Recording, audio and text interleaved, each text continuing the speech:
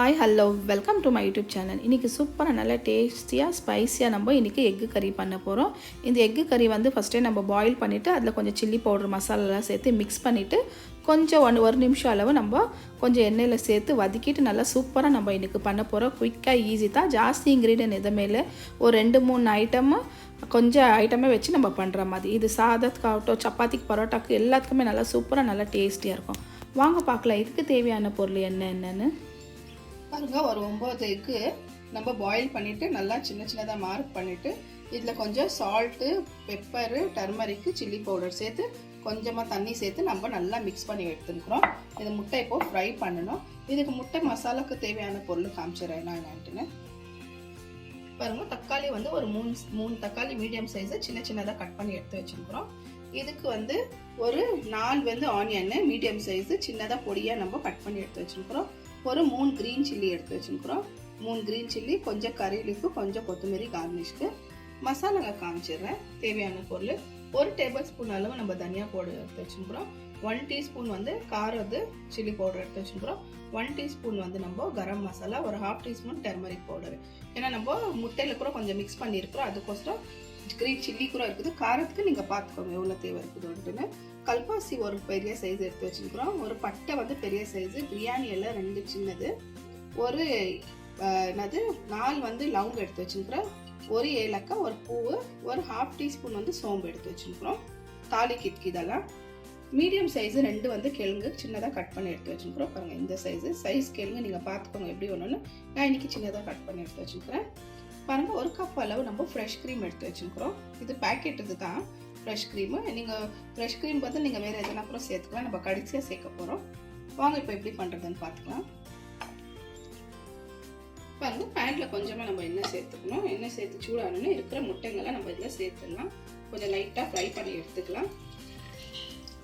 பாருங்கள், நல்லா ஃப்ரை பண்ணிவிட்டோம். ஒரு 2-3 நிமிஷம் வரைக்கும் நல்லா விட்டால் போதும். ரொம்ப ப்ரௌன் ஆகணுன்ட்டு இல்லை. இப்போ நம்ம இது எடுத்துக்கலாம். பாருங்க, எடுத்துகிட்டு சேமு ஒரு கடாயில் வச்சுட்டு இதே எண்ணெயை நம்ம சேர்த்துக்கலாம். நம்ம பாருங்கள், ஃபுல்லாக எண்ணெய் இதில் கொஞ்சம் மசாலாலாம் இருக்குது இல்லைங்களா, எல்லாம் எடுத்துகிட்டு இதுலேயே நம்ம இருக்கிற மசாலாலாம் சேர்த்துக்கிறா. பாருங்கள், இந்த பட்டை, லவங்க எல்லாம் கரம் மசாலாலாம் சேர்த்து நல்லா ஒரு 2 நிமிஷம் வரைக்கும் நல்லா வதக்கி விட்டுக்கலாம். கொஞ்சம் இதில் பச்சை வாசனை போகிற வரைக்கும். அதுக்கு மேலவே கட் பண்ணி வச்சுக்கிற பொடியாக கட் பண்ணி வச்சுக்கிற வெங்காயம் கூட சேர்த்துக்கலாம். அதுக்கு கருவேப்பிலை, அப்புறமா பச்சை மிளகாய் சேர்த்து எல்லாமே சேர்த்து நல்லா ஒரு 2 நிமிஷம் வதக்கி விட்டுக்கலாம். 2-3 நிமிஷம் வரைக்கும். ரொம்ப ப்ரௌன் ஆகணுன்ட்டு இல்லை. இதுக்கு மேலே 1 டீஸ்பூன் ஜிஞ்சர் கார்லிக் பேஸ்ட் சேர்த்துக்கலாம். நான் வந்து உங்களுக்கு அதில் வந்து ஜிஞ்சர் கார்லிக் பேஸ்ட் காமிக்கல. இப்போ இதில் சேர்த்துக்கலாம். சேர்த்து நல்லா பாருங்கள், எண்ணெயெல்லாம் கொஞ்சம் நல்லா பிரிஞ்சு வந்திருக்குது. பச்சை வாசனை எல்லாம் போயிட்டு இதுக்கு மேலே நம்ம கட் பண்ணி வச்சுக்கிறோம் தக்காளி இருக்குது இல்லைங்களா, இது கூடவே சேர்த்துக்கலாம். நம்ம நல்லா பொடியாக கட் பண்ணி வச்சுருக்கிறேன் இந்த தக்காளி கொஞ்சம் நல்லா வதக்கி விட்டுக்கலாம். கொஞ்சம் மேஷ் ஆகட்டும் தக்காளி. இது நல்லா கொஞ்சம் ஃபுல்லாக நல்லா வதக்கி விட்டுக்குனாக்கா கொஞ்சம் இதுலேயே எண்ணெயெல்லாம் நல்லா பிரிஞ்சு வந்துடும். பாருங்கள், கொஞ்சம் எண்ணெயெல்லாம் நல்லா பிரிஞ்சு வந்தோடனே சால்ட்டு சேர்த்துக்கலாம். சால்ட்டு சேர்த்துக்கினா கொஞ்சம் நல்லா வதங்கிடும். இப்போ நல்லா மிக்ஸ் பண்ணி விட்டுக்கலாம். இந்த வாசனை எல்லாம், இந்த பச்சை வாசனை எல்லாம் போகிற மாதிரி. அதுக்கு மேலவே நம்ம கட் பண்ணி வச்சுக்கிற கிழங்கு சேர்த்துக்கலாம். இது கூடவே சேர்த்துக்கலாம் தக்காளி கூட. தக்காளி ஒன்றும் ஃபுல்லாக மேஷ் ஆகணுன்ட்டு இல்லை.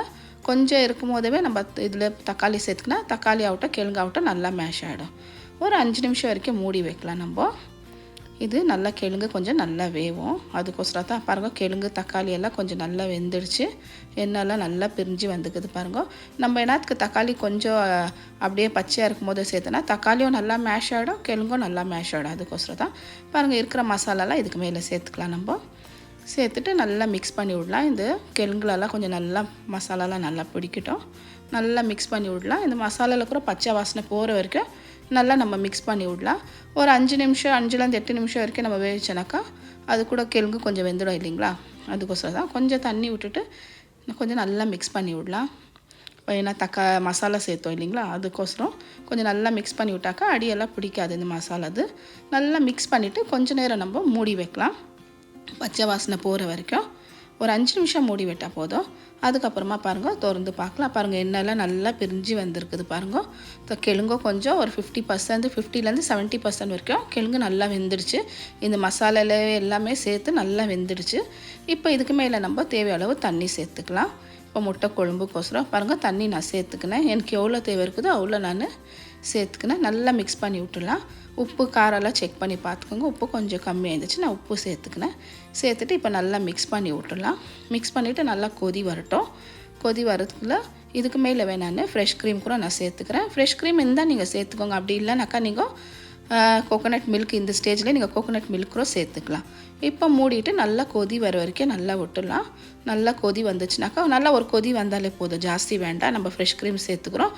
அப்போவே பச்சை வாசனைலாம் போயிடுச்சு இல்லைங்களா மசாலாது. இப்போ ஒன்றும் அவ்வளோ கொதி வரணுன்ட்டுல பாருங்கள், நல்லா மிக்ஸ் பண்ணி விட்டுடலாம் மேலே கீழே.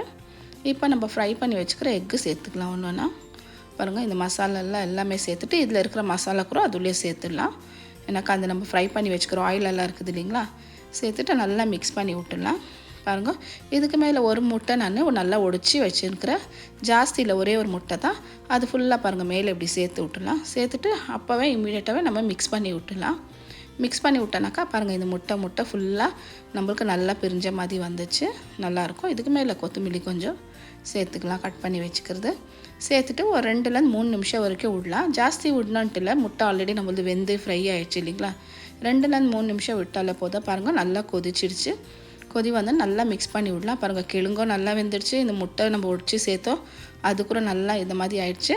முட்டைவும் நல்லா இதாகிடுச்சு, சூப்பராக ஆயிடுச்சு நம்மளது. பாருங்கள், ஸ்பைசி முட்டை கறி சூப்பராக நம்மளது ரெடி ஆகிடுச்சு. இப்போ உங்களுக்கு நான் டிஷ் அவுட் பண்ணிவிட்டு காமிக்கிறேன்.